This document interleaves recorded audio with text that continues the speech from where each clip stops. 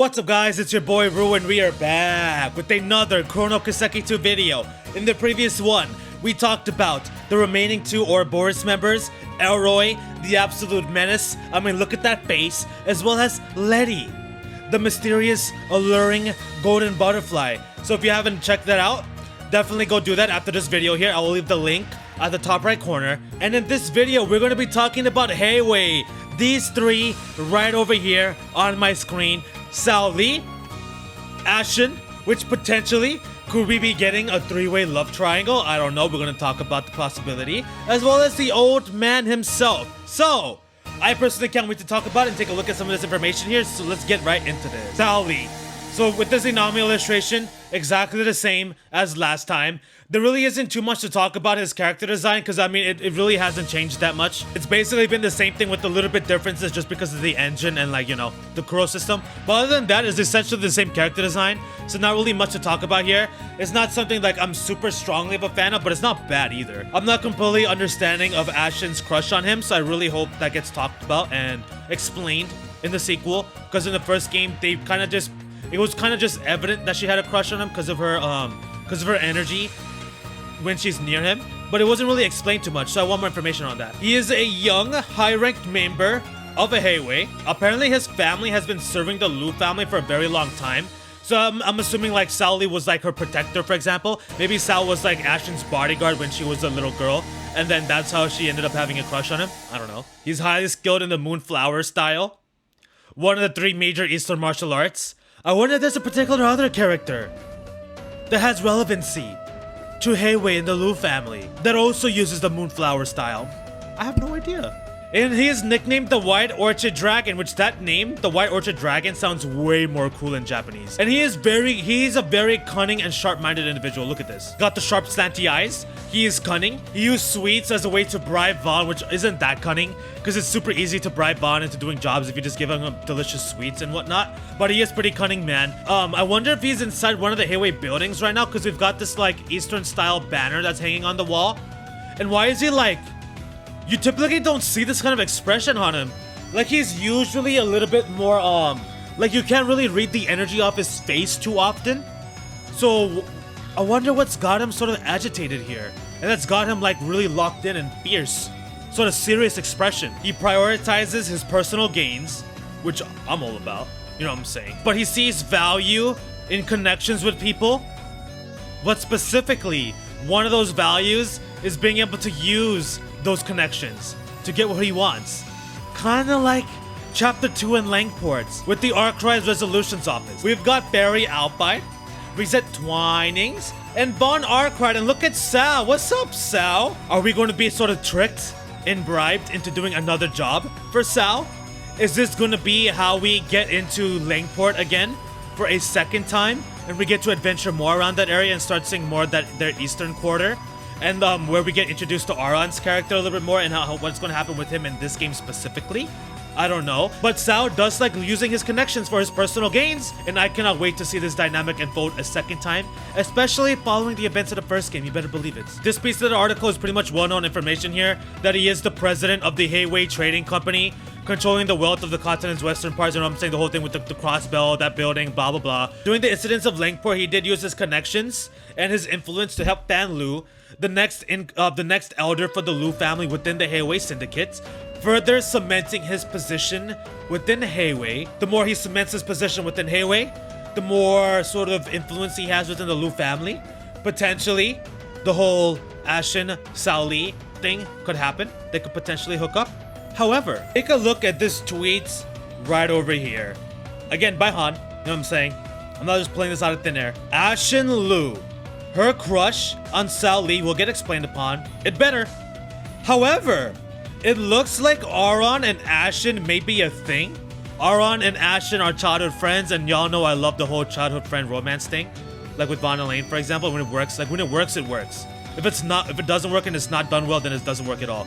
But I don't mind at all this happening. But looks like potential love triangle, maybe? We got a confrontation between Sao and Aron. Aron definitely does not like the way Sao operates, with the way he uses people and how shrewd he is, because Aron really isn't that type of guy. So I can definitely see how these two are clashing, but I'm very curious. Will Auron get reined in? Will Auron get reined in and have a leash around him who controlled by Ashen? Because this man does not only try to hit on Paulette, an older MILF, but he also tried to get Vaughn all horny and turned on. So he be trying to hit on all sorts of people. Will Ashen be able to get through to this guy? Rein him in? Put him under sort of her spell / control? I don't know. Or is she still going to be stuck up on her crush with Sal? I don't know. Why is Auron so mad at Sal right over here? Because look at his expression. This man's ticked off. He's pissed. So, I don't know. I absolutely do not mind. I'm not really too much of a fan of a Vaughn, Elaine, and Agnes love triangle. But this? Auron, Ashen, and Sal? That's a love triangle I do not mind seeing. I don't mind seeing it at all. Very fascinating. Speaking of love triangle, let's go right into Ashen here, and then we'll talk about the old man, the current elder of Heiyue. We got her legs showing. You know what I mean? We got that cute little tie, the little like tie thingies over here that she's got going. She's got the cute little feet wear, revealing her ankles. We got Ashen Lu ankles. She's got a beautiful formal like Eastern Asian style dress over here. Freaking love that. Which I really... never mind. I'm not gonna say it. Beautiful eyes. Beautiful golden eyes. Like her hair. And overall, she's just extremely lovely. She is the princess daughter of the Lu family. One of the elder houses within Heiyue. That's their connection with Sal. Her connection with Sal, rather. Gian Lu, the current elder. Her grandfather, her OG-san. We're gonna talk about him right after her. She is noble, lenient, naive lady. She does have a slight cunning side. And she can be strong. Okay. I feel like meaning strong-willed, maybe. That she shows from time to time as the only daughter of the Lu family. She is the only daughter of the Lu family, one of the major families within the Heiyue syndicates. So, I really look forward to seeing Ashen as she continues to like grow and possibly fit into like a higher position within that. Because even though Heiyue isn't too crazy, it is a mafia. And I do like my mafias. And I want to see the strong side. Because of this right over here. She has a serious expression on her face. But more importantly, hello? Red glowy eyes? Her eyes turned red. Y'all know how I love my color changes with special abilities or eye glow with special abilities. She's holding a talisman. What kind of special abilities does she have? She has a strong side. Where the heck is she? Yo, this place is beautiful. Where the heck she is right now is freaking gorgeous. So are you training? Are you doing a training exercise? Are you in a conflict with somebody? Are you fighting against someone? Are you standing your ground? Are you defending your honor? You're defending Sal's honor or Auron, your childhood friend. I don't know what you've got going on here, but I need to know. Also, I didn't mention this in the Anami illustration, but she's got the sleeves that reveal the shoulders. Yummy. Auron and her childhood friends. She was often concerned about his destructive and dangerous nature, which we got to see in full display in Langport, his destructive, dangerous nature. Ashen cares about Auron, their childhood friends. Some members of the Lu family were of the mind that Auron was to be brought into the Lu family as her husband, as her husbando. Heiyue is very interested in Auron because of his capabilities, wants him to be a part of their organization, and one way that could happen is if Auron and Ashen hooked up, if they became an item, if he married her, became her husbando, which I'm all for. I love their dynamic. I freaking love Auron and Ashen's dynamic. I would love to see more of that. Ashen cares about him, he cares about her. I wouldn't mind seeing it. If this is how Auron gets involved with Mafia, I wouldn't mind at all. Because y'all know how badly I want Auron to become a Mafia member and to become a leader. However, Ashen's affection seems to be pointed towards Sal because of her crush, which we're potentially going to get explanation for. And yeah, see, who has long served the Lu family and watched out for her since youth. Like he's been kind of like her guardian / guard, watching over her ever since she was young. So she kind of has like that crush towards him. And take a look at this final screenshot, y'all, and then we'll move on to Gian, Osan, and then we'll move on to OG-san Gian. Wherever they are, where the heck they are, I don't know what the situation is or the circumstance, but look at her face. She has that pained expression with her hand on her chest, looking like she's hurt by something. So what exactly is the circumstances of this? Does this involve Sal at all? And look at the way Auron is looking at her. And he's got his weapons ready to protect her from any harm. You know what I mean? Look at the way he's looking at her. Look at her facial expression here, looking at the pain.